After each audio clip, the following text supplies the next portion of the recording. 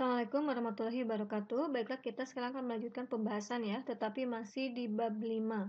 Pembahasan selanjutnya Ibu ambil contoh soal ketika adanya investasi di perusahaan lain. Nah, kita catat juga kondisi yang ada di perusahaan anaknya sendiri.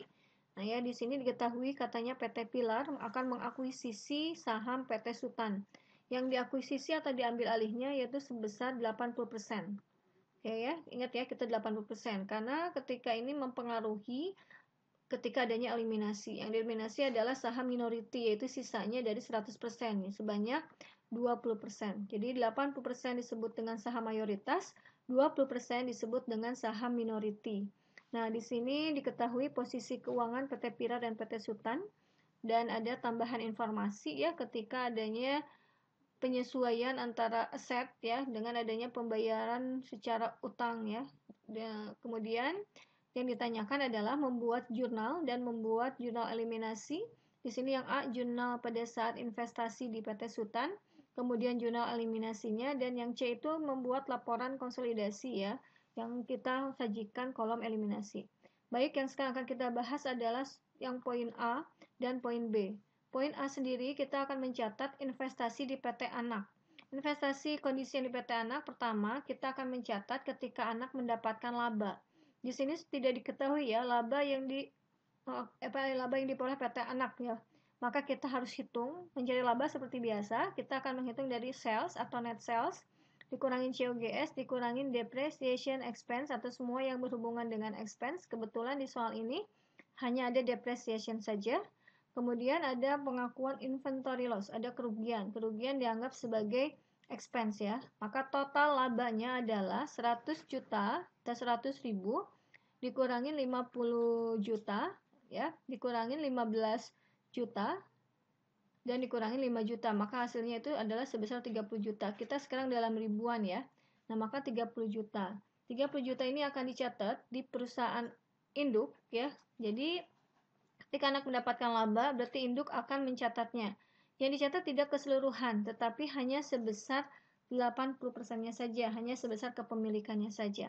Maka yang dicatat adalah 30 juta dikali 80%. Hasilnya adalah 24 juta. Nah, yang kita catat sekarang jurnalnya, karena ini mendapatkan laba, berarti perusahaan induk investasinya akan bertambah, berarti investmentnya di debit, in perusahaan anak ya, in PT Sutan, oke, sebesar 24 juta.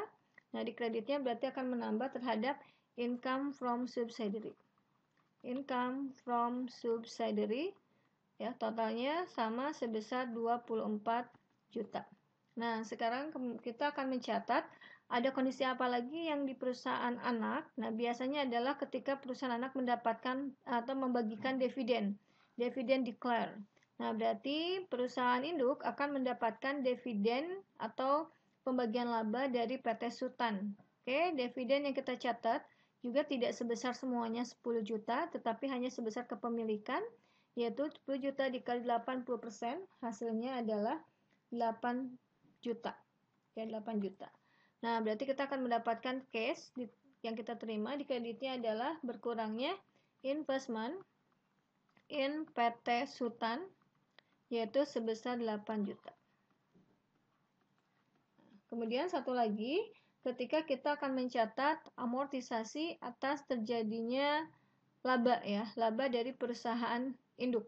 Kita cek ya, perusahaan induk mendapatkan labanya totalnya berapa, salesnya 200 juta, dikurangin COGS 120 juta, dikurangin depreciation expense 25 juta, dan dikurangin inventory loss 15 juta. Jadi untuk yang income from subsidiary tidak dimasukkan dulu ya, karena ini nanti untuk eliminasi. Maka totalnya adalah 40 juta labanya. Kalau kita hitung totalnya 40 juta. Nah, ini akan dieliminasi ya sebesar akan diamortisasi maksudnya sebesar totalnya berapa periode 10 years atau 10 tahun berarti 40 juta dibagi 10. Maka yang diamortisasi adalah sebesar 4 juta.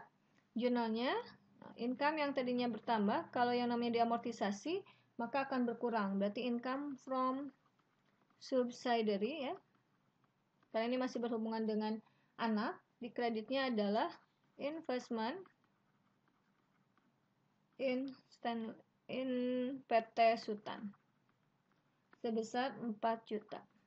Seperti ini pengakuan atas terjadinya investasi di perusahaan induk atau PT Sutannya sendiri. Sekarang kita akan mulai bagaimana mencatat jurnal terjadinya eliminasi. Pertama, kita akan mencatat eliminasi income from subsidiary. Income yang tadinya dikredit, dieliminasi, akan ada di sebelah debit. Jadi income from subsidiary ini pada laporan konsolidasi harus dihilangkan, ini poin B ya, harus dinolkan. Berarti kita subsidiary. Ya, subsidiary. Kita akan menolkan, berarti totalnya di debitnya adalah 20 juta. 20 juta. Oke, 20 juta.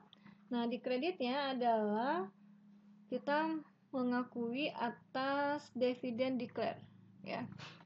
Dividen declare perusahaan anak, ya. Perusahaan anak sendiri tadi kan dividennya 10 juta, maka mayoritas kepemilikannya adalah 80%, berarti di sini adalah 8 juta. Maka selisihnya dinamakan pengurangan terhadap investment atau eliminasi terhadap investment in PT Sutan sebesar nilainya 12 juta.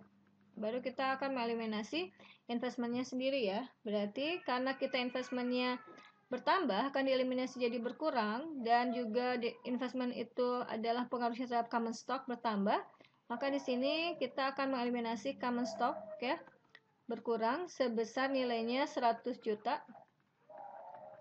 Kemudian retained earning berkurang juga sebesar 90 juta.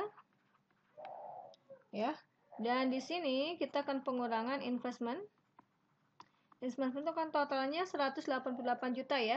Sudah dikurangkan di sini 12 juta. Berarti sisanya 176 juta.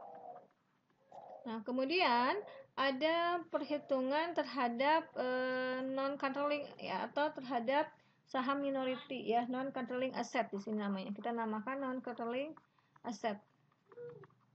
Yaitu sebesar 0,2, yaitu kan minoritinya itu dari 100% dikurangi 80% ya, yaitu 0,2%. 0,2% dikali dengan 100 juta ditambah 90 juta. Hasilnya di sini 38 juta. Nah, kalau kita totalkan, total common stock base RE adalah 190 juta. Sedangkan ini kita totalkan adalah 176 juta ditambah 38 juta, yaitu sekitar 8 tambah 6 14 ya, kita hitung dulu ya, 14, 7, 8, 10 204 juta. Berarti selisihnya sebesar 24 juta, itu kita masukkan kepada selisih aja yang dinamakan namanya diferensial, yaitu sebesar 24 juta. Nah, jadi seperti ini pencatatan eliminasi investment. Kemudian kita akan mencatat lagi ketika kita mencatat, artinya non-controllingnya sendiri ya, non-controlling di perusahaan, kita lihat di perusahaan induk berarti ya, non-controlling perusahaan induk. Berarti di sini income yang tadinya bertambah di perusahaan induk jadi berkurang. Nah, kita namakan income non-controlling.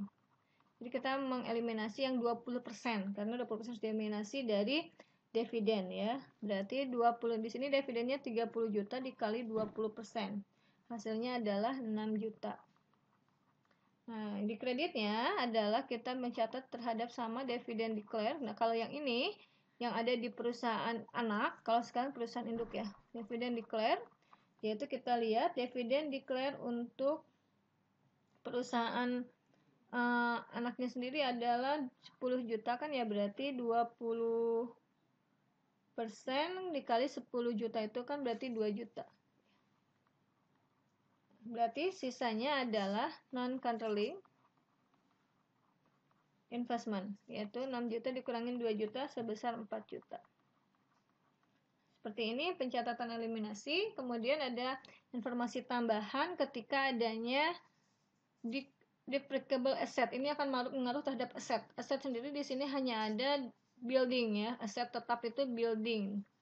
Coba kita cek di sini ya, kita building and equipment. Berarti dia akan menambah terhadap building and equipment. Yaitu totalnya 50 juta dikurangin ini ya, ada pembayarannya 10 juta, berarti akan menambah 40 juta. Dan di sini diferensial akan dieliminasi, berarti dia akan dihilangkan. Yang tadinya di sebelah debit akan ada di sebelah kredit. Diferensial sebesar 24 juta. Nah, maka selisihnya itu dinamakan dengan accumulated depreciation, pengurang dari building, yaitu sebesar 16 juta. Nah, seperti ini ya pencatatan untuk eliminasi.